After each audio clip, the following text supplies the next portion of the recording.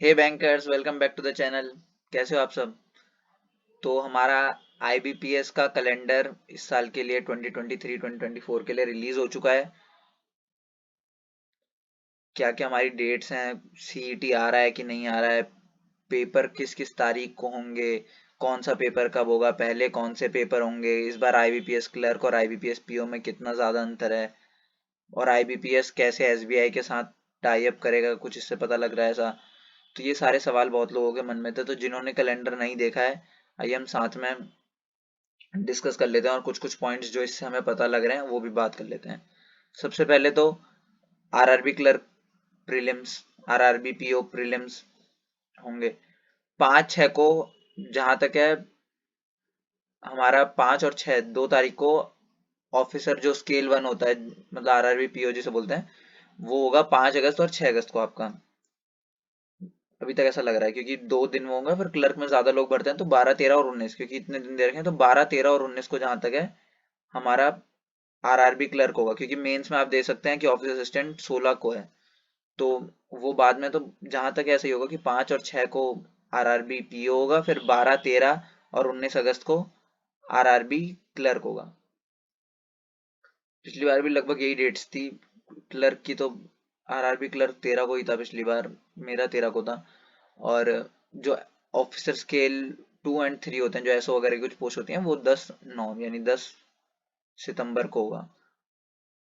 फिर मेंस कब होगा इनका? तो इनका मेंस ज्यादा टाइम नहीं दे रखा है, 1 महीना है पीओ के लिए और 1 महीना ही लगभग है क्लर्क के लिए। 10 सितंबर 2023 को हमारा मेंस का एग्जामिनेशन होने वाला है पीओ का, और 16 सितंबर को क्लर्क का मेंस होगा। फिर आगे सबसे इम्पोर्टेंट आईबीपीएस क्लर्क, तो इस बार आईबीपीएस क्लर्क बहुत जल्दी हो रहा है। क्लर्क का एग्जामिनेशन आईबीपीएस क्लर्क का 26 अगस्त को है, मतलब पिछली बार के हिसाब से देखें तो अब 26 अगस्त को, 27 अगस्त को और 2 सितंबर को है। तो अगर किसी का 26 को इसका है और 19 अगस्त को वहां पे भी एग्जामिनेशन है, तो उसके पास काफी कम टाइम बीच में गैप बच रहा है। और फिर मेंस के, इसका मेंस और इसका प्रीलिम्स आपस में रह रहा है, तो अभी जो अगले 5-6 महीने आने हैं उसमें आपको अगर बेसिक से पढ़ना है, पुराना सही से पढ़ना है, तो बेसिक से पढ़ने का टाइम अभी है, क्योंकि फिर आप ऐसा नहीं कर सकते कि चलो आरआरबी क्लर्क खराब चलेगा तो आईबीपीएस क्लर्क पढ़ लेंगे, क्योंकि जिसके जाएंगे दोनों अच्छे जाएंगे, जिसके जाएंगे दोनों खराब जाएंगे। क्योंकि तैयारी बहुत अंतर नहीं आएगा, 7-8 दिन में कितना तैयारी में अंतर आ जाएगा। तो इसलिए अगर इसको पढ़ना है तो अभी से, अगर कोई फ्रेश तैयारी कर रहा है या जीके पढ़ना चाहता है स्टार्टिंग से, और जीके तो फरवरी, फरवरी खत्म ही हो, मतलब जनवरी खत्म होने वाला है, जब तक हमारा एसबीआई पीओ मेंस होगा तब तक फरवरी आ जाएगा। वही फिर फरवरी से करंट अफेयर आपको पूरे करने ही पड़ेंगे। और एसबीआई क्लर्क, जैसे मैंने बताया, उसमें 8-8 9-9 10-10 महीने के करंट अफेयर आए थे, तो ये मान लीजिए कि अभी के करंट अफेयर भी आ सकते हैं, उसमें कोई दो राय नहीं है। और इस बार ऐसा लग रहा है कि फिर से आईबीपीएस जो है वो पहले एग्जाम लेगा, क्लर्क और पीओ दोनों ही, बजाय कि एसबीआई के। जबकि पहले ऐसा होता था कि एसबीआई पहले लेता था आईबीपीएस क्लर्क और आईबीपीएस पीओ हमारे थोड़ा बाद में होते थे। पर अब इस साल से ट्रेंड ऐसा बन गया कि आरआरबी क्लर्क होता है, फिर आईबीपीएस क्लर्क, आईबीपीएस पीओ वगैरह, और फिर एसबीआई क्लर्क एसबीआई पीओ, मतलब बाद में आते हैं। तो इस बार भी ऐसे ही हो रहा है। और मेंस का एग्जामिनेशन इसका 7 अक्टूबर को है, और पीओ के प्रीलिम्स 1 अक्टूबर को खत्म है। 23, 30 और 1 को है, तो फिर वही कि वहां उसके प्रीलिम्स खत्म होंगे तो इसके प्रीलिम्स चालू हो जाएंगे, उसके मेंस खत्म होंगे, इसके मेंस चालू हो जाएंगे, इसके मेंस खत्म होंगे तो इसके पीओ चालू हो जाएंगे। इस बार बहुत टाइट पैक्ड शेड्यूल है बीच में, क्योंकि इस साल तो मैंने तब भी देखा था कि तैयारी का बीच बीच में कुछ कुछ गैप थे, 1-1 महीने का गैप तो था, यहाँ तो सिर्फ दिनों के गैप है, अगर किसी का एंड डे पे खत्म हो रहा है तो बिल्कुल। और फिर अगर इस बार एफसीआई आता है, जो कि मतलब शायद ना आए, पर अगर कोई ऐसा आता नहीं तो इस बार ऐसे को अगर आएंगे तो वो भी इनके साथ बीच में बहुत क्लैश हो सकते हैं एग्जाम्स, ऐसा कि 23 और 30 के बीच में एक डेट, जैसे इस बार एसबीआई क्लर्क का मेंस और एफसीआई के एग्जाम बिल्कुल आगे पीछे थे, तो काफी दिक्कत आई थी। तो इसके लिए तैयारी अभी बेसिक से करना काफी ज्यादा जरूरी है। और आईबीपीएस पीओ इस बार 2023 में ही सारे एग्जाम हो जा रहे हैं, 2023-24 कैलेंडर बोलते हैं, पर इस बार हमारे सारे एग्जाम 2023 में ही हो जा रहे हैं, एसओ को छोड़ दिए। अगर एसओ का मेंस छोड़ दें तो एग्जाम्स तो सारे ही, ये आखिरी एग्जाम नवंबर में, तो मेरे हिसाब से उसका शायद इंटरव्यू भी ये काफी जल्दी ले लें। पर रिजल्ट इन लास्ट रिजल्ट वही 1 अप्रैल ही आएगा।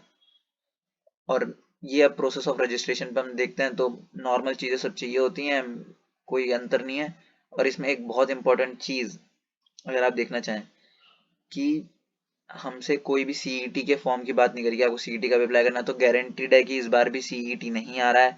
और सीईटी के मैं आपको एक बहुत इंपॉर्टेंट बात बताता हूँ कि सीईटी से डरना बंद कर दीजिए। मतलब अगर आपको लगता है कि आप एग्जाम क्लियर करने लायक लेवल रखते हैं तो आप सीईटी में फेल तो नहीं हो जाओगे। सीईटी से कुछ ऑब्वियसली चीजें खराब होंगी, जैसे आप वो पेपर नहीं दे पाए या आपने उस दिन अटेम्प्ट अच्छा नहीं किया। जैसे अभी हम बोल सकते हैं कि आईबीपीएस क्लर्क के दिन तबियत खराब थी, थोड़ा पेपर अच्छा नहीं किया, मैंने आईबीपीएस पीओ में अच्छा कर दिया, या मेरा एसबीआई क्लर्क अच्छा हो गया। पर फिर उसमें एटलीस्ट ऐसा होगा सीईटी में कि 6 महीने में बाद एग्जाम हो गया, 4 महीने बाद एग्जाम होगा, हो सकता है साल भर बाद एग्जाम हो। तो ये सब दिक्कतें रहती हैं। पर फिर भी इन सब वजहों से आपका एग्जाम कोई बहुत ज्यादा खराब नहीं हो जाएगा, बहुत अंतर नहीं आ जाएगा। तो सीईटी से डरना छोड़ दीजिए, अब अगले साल आ जाएगा, 2025 में आ जाएगा, जब भी आएगा सीईटी आना है। और सीईटी एक नीड भी है, क्योंकि आप एग्जाम सेंटर देखेंगे प्रीलिम्स में जब जाके, जब बैंक में तो कम भीड़ होती है, एसएससी हो गए और बहुत सारे एग्जामिनेशन हो गए, पटवारी वटवारी रिलेटेड काफी तरह के एग्जामिनेशन होता है, वहाँ बहुत ज्यादा भीड़ हो जाती है, उसके लिए एक हाई लेबर कॉस्ट लगती है, बहुत चीजें हैं। तो उसको मिनिमाइज करने के लिए सीईटी एक नीड है और वो आएगा, उससे डरना बंद कर दीजिए। अगर आपका ये पहला अटेम्प्ट है, आप सोचें कि अगले साल आ जाएगा, मैं क्यों तैयारी करूं, कोई दिक्कत नहीं है, सीईटी आएगा तो आप सीईटी भी फोड़ दोगे आराम से, कोई टेंशन नहीं। और इस बार 99.99% है कि इस बार अभी तक कुछ सीईटी का नहीं बताया, सीईटी नहीं आ रहा है। और 100% ही है, पर फिर भी अगर बहुत माइनर डाउट है तो उससे कोई दिक्कत नहीं आएगी। और वैसे भी इस बार सीईटी नहीं आ रहा है, अगर आ रहा होता तो अभी तक पेपर हो जाते इस कैलेंडर के हिसाब से, क्योंकि एटलीस्ट 6 महीने पहले तो वो सीईटी कराना पसंद करेंगे। तो इस बार कोई सीईटी नहीं आ रहा है, आराम से तैयारी कीजिए, अपने बेसिक्स क्लियर कर लीजिए। और अभी ये टाइम है, जैसे हमारा एसबीआई पीओ मेंस आखिरी एग्जाम खत्म होने वाला है, 31 को लाइंड अप है, ये 2 हफ्ते बाद।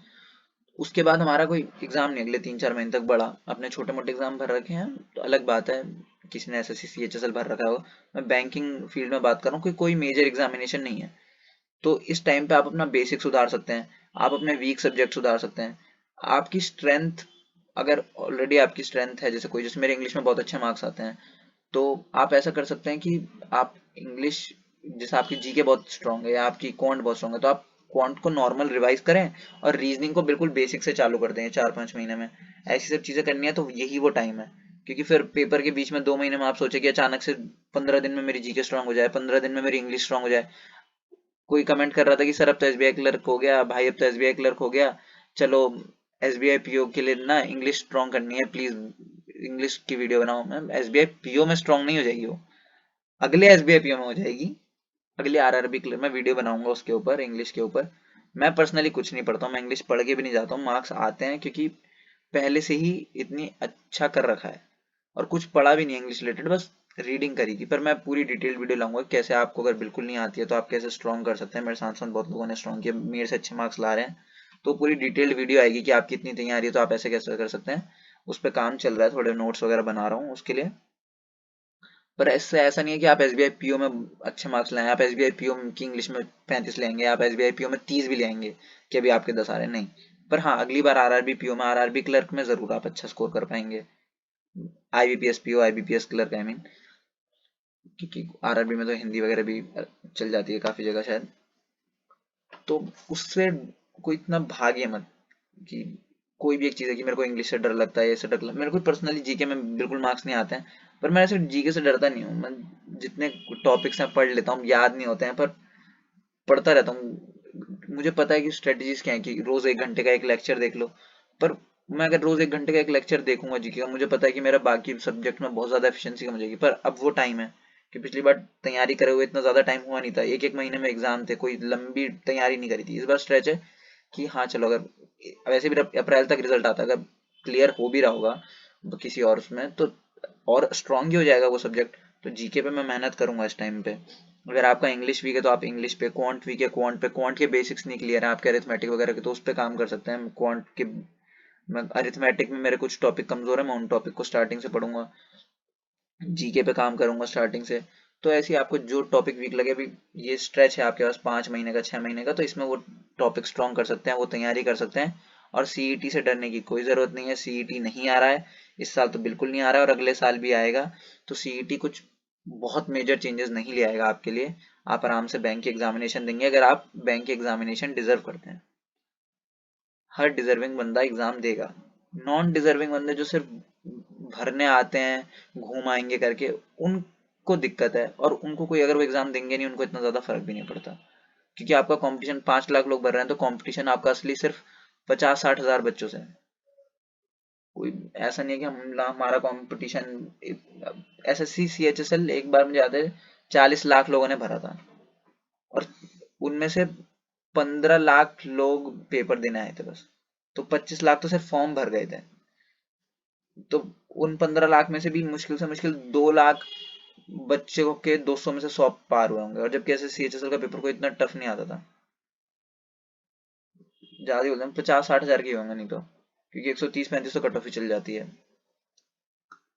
तो आराम से तैयारी कीजिए, पेपर आ चुका है। अगर आप आईबीपीएस का कैलेंडर खुद देखना चाहते हैं तो आईबीपीएस की साइट पे अवेलेबल है, नहीं तो आप करियर पावर के थ्रू, करियर पावर ने डाल रखा है, वहां से भी जाके देख सकते हैं।